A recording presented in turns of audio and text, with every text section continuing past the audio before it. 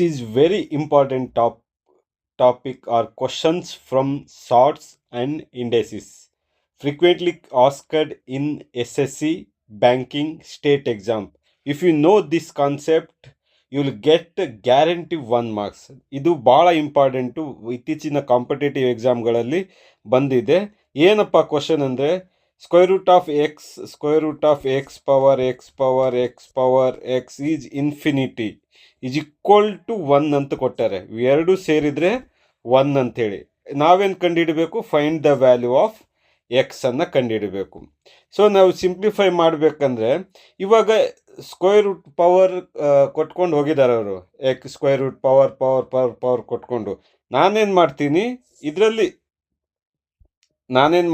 ಇದರಲ್ಲಿ ಜಸ್ಟ್ ಇಷ್ಟನ್ನು ನಾನು ಕನ್ಸಿಡರ್ ಮಾಡ್ತೀನಿ.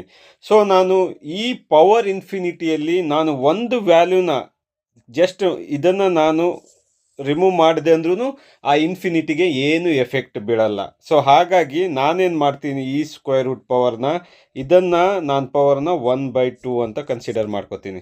ಸೊ ಅವಾಗ ಏನಾಯ್ತು ನನಗೆ, square root of x is power 1/2 is equal to ಏನಾಯ್ತು ನನಗೆ, ಆನ್ಸರ್ ಈಸ್ 1/2 ಆಯಿತು. ಸೊ ಸ್ಕ್ವೇರ್ ರೂಟ್ ಅಂದರೆ ಏನು ಅರ್ಥ? X power 1/2 into 1/2 is equal to 1/2 ಆಯಿತು. ಸೊ ಇದು 1/2 ಪವರ್ ಇದೆ, ಇದು 1/2 ಅಂದರೆ ಏನಾಯ್ತು ನಮಗೆ, ಇಟ್ ಈಸ್ 1/4. ಇದು divide by x power 1/4 equal to 1/2. ನಾನೇನು ಮಾಡ್ತೀನಿ ಅಂದರೆ, ನನಗೆ ಬರೀ ಎಕ್ಸ್ ಬೇಕು, ಹಾಗಾಗಿ ಪವರ್ 4 ಮಲ್ಟಿಪ್ಲೈ ಮಾಡ್ತೀನಿ ಬೋತ್ ಸೈಡು. ಅವಾಗ ಏನಾಗುತ್ತೆ, ಎಕ್ಸ್ ಪವರ್ 4/4 ಆಗುತ್ತೆ. ಆಮೇಲೆ ಇದು 1/2 ಏನು ಪವರ್ 4 ಆಯಿತು.